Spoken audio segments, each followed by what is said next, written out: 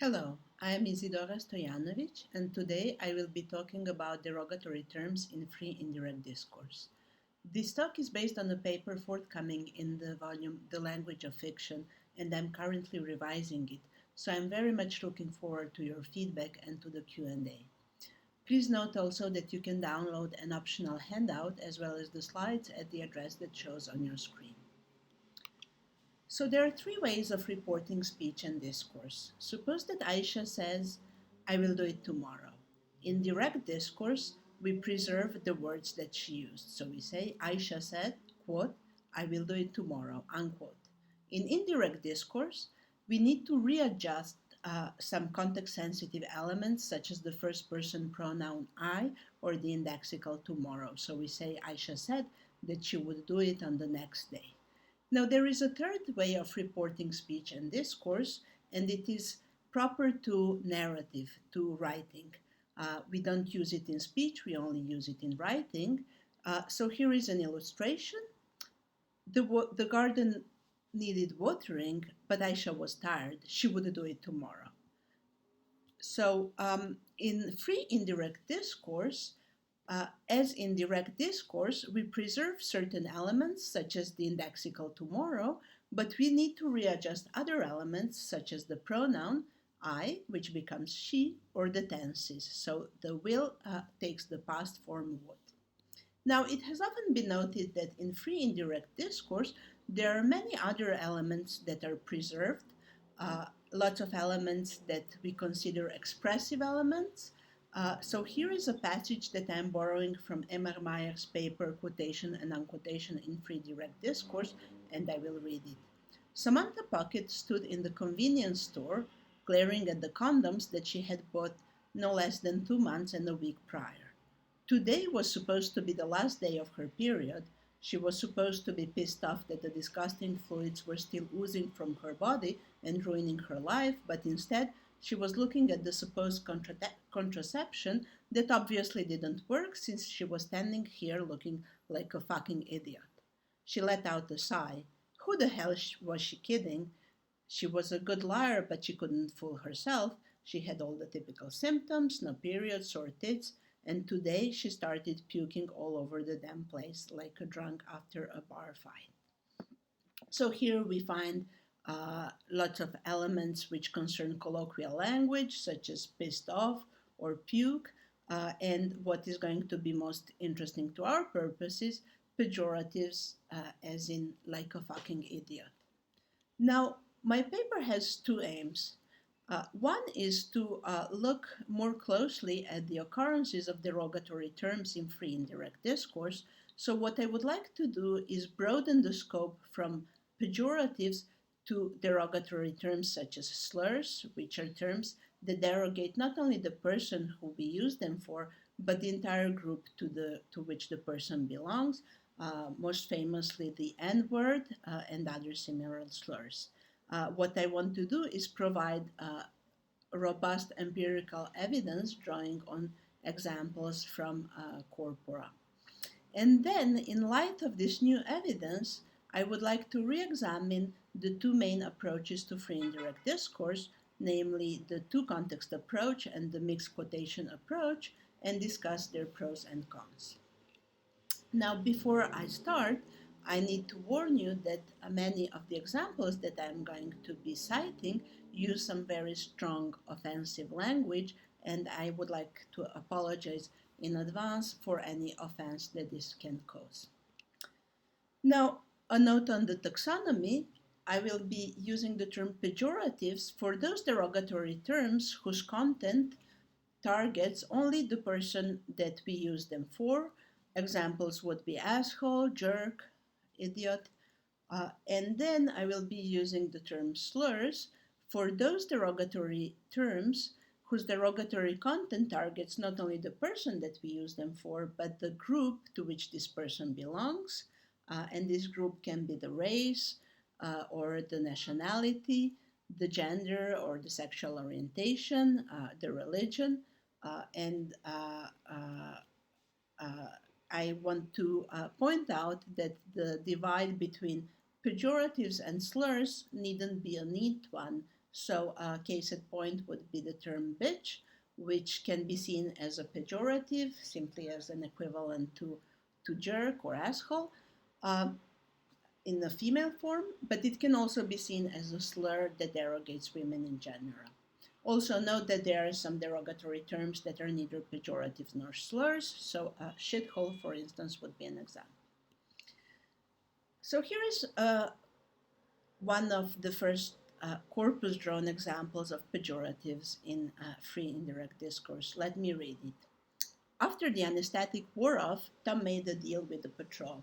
He'd get them their trophy, just not today. He had too much money riding on this whale. Give him a week and he'd give them their prize. Patrols were easy to bribe that way. It was too bad, though, because Tom had taken a real dislike to the asshole. Jake, on the other hand, seemed like a pretty decent guy. So here we have several cues that show us that we have free indirect discourse. Remember that in free indirect discourse we have a third person pronoun and past tense. We see that in he'd get them their trophy instead of he will get them their trophy. But we preserve indexicals such as today, and we see that in the second sentence. And here we have further down the asshole, where it is quite clear that the derogatory perspective on the person who is being referred to is that of the protagonist, Tom, rather than the narrator. Here is another example. Her chest tightened, she was resilient, often unflappable, used to things not going her way, practiced at gathering herself in trouble or after failure. If he were to appear beside her on this deck, she'd slug him. The asshole. Who would make her laugh now? How could he have left her alone? Again, several cues that this is free indirect discourse, such as the use of demonstratives, this deck, as well as the indexical now, and question marks, as we saw in the earlier cited passage. And here again we have the asshole showing clearly that it is the protagonist's perspective that is being reflected. One more example. And he felt it then again years later when a teenage Khaleesi got into a car accident and the idiot father of the idiot boy she'd been with couldn't remember the name of the hospital they'd been taken to. And Tony spent 10 panicked minutes dialing hospitals around La Jolla and San Diego before the asshole called back with the information. Okay, so much for pejoratives. Let me now move to slurs. But before giving some examples, let us note that there are conflicting predictions when it comes to slurs. Slurs, as noted, have a strongly expressive elements, and given that free indirect discourse likes to preserve expressive elements, we show that in the case of colloquial language, questions, and similar elements, we would expect, of course, to find slurs in free indirect discourse. Nevertheless, given the strongly offensive character of slurs, it is also possible that a writer would want to abstain from use of such expressive language. It is known that slurs offend not only when they are used, but even when they are quoted or mentioned. So there is really a question whether we do find slurs or not in free indirect discourse.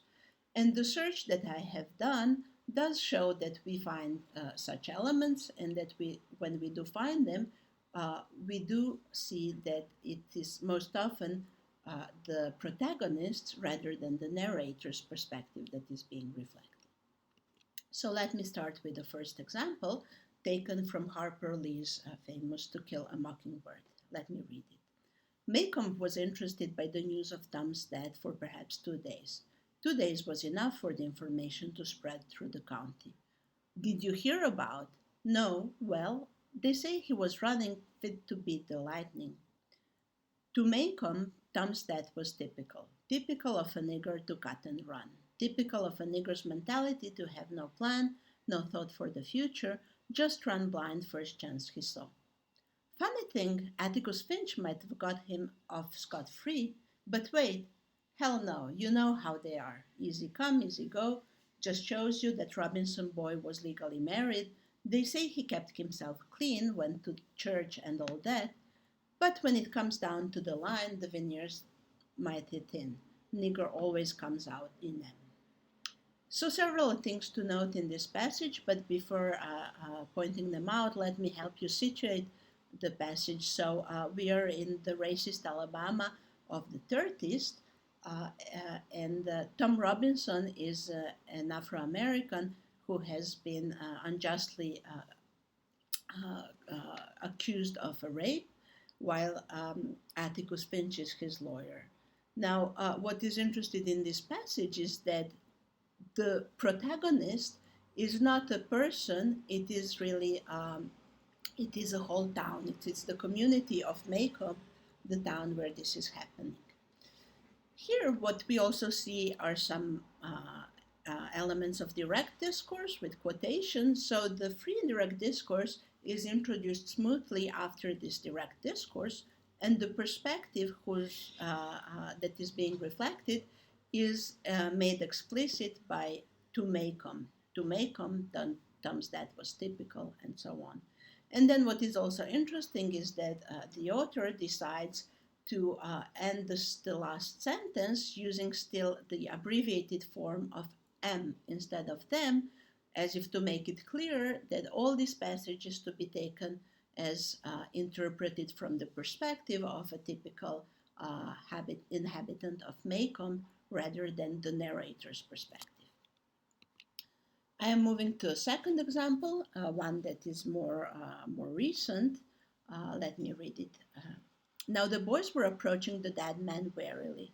They were joking and snickering out of fear. And as an unemployed psychologist, Jack understood this. He knew better than to be angry. One of the boys put out his sneakered foot and prodded the man's arm, which was flung out at an impossible angle, and now another boy reached down and yanked at his shoulder. Each time they backed away, laughing, but then came a bit closer on their next approach. Vultures, Jack thought. Damn nigger vultures. But he chided himself for this thought. Very often, Jack told his colleagues and friends and his ex-fiancée Mara that he didn't mind living this close to downtown, that he didn't feel threatened as a white man living on this rundown area whose streets were overrun by drug dealers and prostitutes and stray restless gangs. In this passage, it is one where it is Jack's thought that is being reported, and we have a parenthetical Jack thought after vultures. Vultures, Jack thought.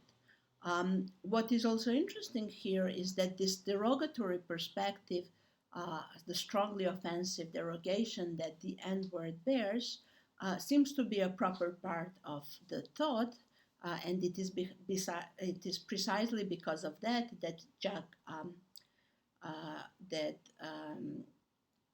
Jack chided himself for the thought that he was having. So I'm now going to give an example from William Faulkner's Light in August. In Light in August, the N-word appears very often, around 130 times, but what is very interesting is that almost all the occurrences are within quotation marks in quoted material. Nevertheless, there are two examples where it appears in what is arguably free indirect discourse. I'm skipping one of the two and giving you only one. Let me read that one. He just lay there with a profoundly contemplative expression, looking quietly up at the two men and the blonde woman, still as immobile and completely finished, and surfaced as a cast statue. Perhaps he could not hear the voices either, or perhaps he did, and they once more had no more significance than the dry buzzing of the steady insects beyond the window. Bitching up as sweet a little setup as I could have wanted. He ought to stay away from bitches. He can't help himself. He was born too close to one. Is he really a nigger? He don't look like one. So note that this passage starts as a direct discourse, and we have a first person pronoun that then turns into the third person pronoun. So at least the as from the third person, the use of the third person pronoun, we really do have a free indirect discourse. And again, we have some other cues like the preserving the colloquial form don't instead of doesn't. What is particularly interesting to me in this passage is that the derogatory content uh, isn't simply that of the protagonist. So, again, to help you situate this passage in Light in August, um, the protagonist uh, is it is a novel about one's search of identity, uh, and um, uh, and the protagonist doesn't know whether he is doesn't know who his father is and whether his father is Afro-American or not. So he himself doesn't necessarily have a derogatory perspective towards African Americans, but what the derogatory content seems to reflect is rather the way other people see him rather than the way he sees African Americans. I'm going to give one more example and with this wrap up the empirical part of this talk. Uh, the previous three used the N word, this one uses some other racial slurs. So let me read this one. Of course, Art could have sued over this incident if he could have proved that it had happened. Some people thought he certainly ought to have at least quit, but he didn't sue and he didn't quit. He took his tennis racket on the nose, so to speak. And when the next day his boss apologized for losing control, Art said he understood. And when his boss said that Art shouldn't take what he said personally, in fact, he knew Art was not a Jap but a Chink, plus he had called someone else a lazy wop just that morning, it was just his style, Art said again that he understood. This passage is one where there is an indirect discourse report, and what the part where we see the slurs being used comes right after the indirect discourse. So you might think that this too is part of an indirect discourse, and in fact, I should note that the boundaries between, on the one hand, direct discourse and free indirect discourse, as well as between free indirect discourse and indirect discourse, need not be neat but can be blurry. So this could be one case, but it is still arguably a passage where uh, when we get to, in fact, he knew Art was not a Jap, so it is uh, Art's boss's speech that is being reported, but in this free form, not as a direct or indirect discourse. Let me take stock. Both pejoratives and slurs appear in free indirect discourse, and the derogatory attitude that they carry does not reflect the narrator's, but rather the protagonist's perspective. Although recall the Faulkner examples where the situation is a bit more complicated. So here is the plan for the remainder of the talk. I will briefly present the two main approaches to free indirect discourse, namely the two context approach and the mixed quotation approach. I will show that each can account for pejoratives fairly well, uh, but then the strategy that the two context approach uses for pejoratives is not extendable to slurs because of two phenomena, namely hyperprojection and complicity, which provides prima facie evidence for the mixed quotation approach. The two context approach to free indirect discourse really stands for a family of approaches and may be said to be the dominant kind of approach to free indirect discourse. It goes back to Anne Banfield's pioneering work on free indirect discourse. The main idea is that in order to interpret free indirect discourse, we need two contexts. We need the context of the narration and the protagonist context. Some elements will be interpreted in the narrator's context, uh, in particular tenses and pronouns, while other elements are interpreted with respect to the protagonist context. Now, the first time that a more robust semantic account of free indirect discourse was proposed is, to my knowledge, in Edith Doron's 91 paper. And what she shows there is that free indirect discourse is a challenge to the well established theory of indexicals proposed by David Kaplan. Why is it a challenge? Because Kaplan holds that indexicals can never be shifted. Kaplan claims that indexicals always have to be interpreted with respect to the context of utterance. And what free indirect discourse demonstrates is that sometimes indexicals are not interpreted in that way. Uh, so we saw many examples where indexicals such as today and tomorrow, and even demonstratives such as this deck in the example of a woman standing on a deck, uh, those were interpreted in the shifted context, the context of the protagonist whose speech and thought are being reported. So what Edith Doron suggests is that we introduce a second context in order to provide interpretation for phenomena such as free indirect discourse. Here is a quote. I propose to relativize meaning not only to the discourse, which stands for the context of utterance, if we were to use Kaplan's terminology, but also to the point of view, which represents the focus of consciousness. Now, the same idea appears in other works on free indirect discourse in different ways. So, for Philipp Schlenker, we again have two contexts, what he calls a context of utterance and the context of thought. And he claims that pronouns and tenses are interpreted with respect to the first, while the rest of indexicals with respect to the second. For Yael Sharvit, the shift to the protagonist context is not done as it is in Schlenker's work in terms of semantic laws for interpretation of various lexical items. Rather, she posits a covert operator, a covert speech or thought reporting operator, and claims that indexicals such as today and tomorrow shift under such operators.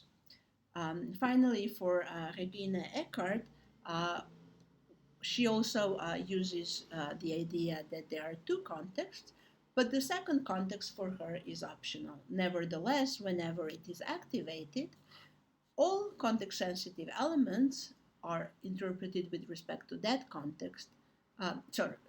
Apologies. All except pronouns and tenses are interpreted with respect to that second context, the protagonist context. Now, a less known but equally important approach to free indirect discourse has been proposed by Emar Mayer in a 2015 paper. So, as we've just seen, especially in Sharvit's work, free indirect discourse is treated pretty much on a par with indirect discourse. The difference being that in free indirect discourse, some elements are shifted that are not typically shifted in indirect discourse, namely indexicals. Mayer's approach stresses the similarities between free indirect discourse and direct discourse. In fact, he thinks that free indirect discourse really boils down to quotation, but the particularity of it is that some elements are unquoted, as he puts it. So let me illustrate his approach by going back to one of the examples that we have seen earlier in this talk. So Let us read it again. Her chest tightened, she was resilient, often unflappable, used to things not going her way, practiced at gathering herself in trouble or after failure. Parenthetical, she thought, if he were to appear beside me is something that we would find in direct discourse, and so this element is one of those that is unquoted and readjusted to her on this deck. Uh, Again, I would be in her thought, that is unquoted, and we get she'd slug him, the asshole, and then we could continue. She wondered, again, quote, who would make her laugh now? Again, unquoted Will and me, and substituted by would and her. How could he have left her alone? So, what we have just seen is that the mixed quotation approach can deal fairly naturally with one of the main examples that we use for pejoratives. It may be less clear in some other examples, but what I would like to do for the sake of time is move right away to the two context approach and the way that approach can handle pejoratives. Before I can show how it does, I need to give you a quick glance at the current semantic accounts of pejoratives. So while there are several accounts of pejoratives in the literature, and there is an old paper by David Kaplan on Uch and Oops, actually it is a manuscript that never got published, and then more recently Giuseppe Massia, Chris Potts, Philip Schlenker, Judith Tonhauser, and her co-authors. They give different proposals, but what is interesting and important to our purposes is that all these proposals converge on 2 points. The first point is that the derogatory content borne by a pejorative such as bastard or asshole is speaker oriented.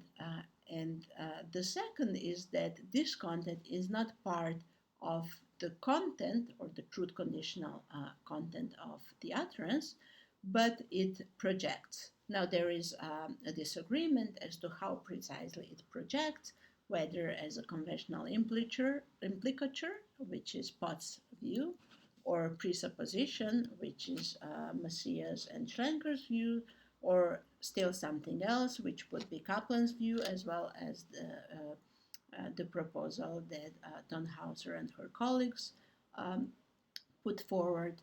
But basically, what is important is this idea that if you have a sentence such as, that bastard Kaplan got promoted, and let me note that this example is given by David Kaplan himself, so I am borrowing it.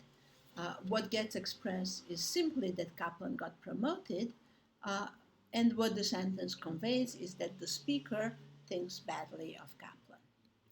So, given this background about pejoratives, the two context account has a very smooth way of accounting for pejoratives in free indirect discourse. How is it? Simply because the two context account already predicts that all speaker-oriented elements are going to be shifted in free indirect discourse. So if pejoratives too are seen as a kind of speaker-oriented indexical, they are predicted to take the protagonists rather than the narrator's point of view. And this is what the examples that we've seen show. Now, could the same approach extend to slurs? The proposals about pejoratives that I have mentioned do not all pretend to give an account of slurs. The ones that do are Philip Schlenker's paper and Giuseppe Massia's. And for Schlenker, slurs too are seen as speaker-oriented presupposition triggers. So what you see on your screen is the semantic clause that Schlenker proposes for the slur honky. This is a slurring term for white people. But the idea that you should get from this is simply that for this for honky to be felicitous, for a use of honky to be felicitous, the speaker, alias the agent of C, context C, um, has to have the derogatory belief that white people are despicable, and and if this presupposition is satisfied, then the slur gets pretty much the same truth conditions as the neutral term white. So Schlenker gives this proposal about slurs, and if this were correct, then this, in combination with the two context approach, would give the predictions that we would want to have for the behavior of slurs in free indirect discourse. Unfortunately, things are not that simple, and there are two main problems for this proposal. The first problem is that of hyperprojectivity. Uh, Slurs are hyperprojective. What does this mean? It means that the derogating perspective that they carry projects across speech and attitude reports, which normally block projection. So compare the following two. Bibi thinks that a unicorn broke into her neighbor's yard last night, versus Bibi thinks that a chink broke into her neighbor's yard last night, while A blocks the presupposition carried by unicorn, namely that unicorns exist.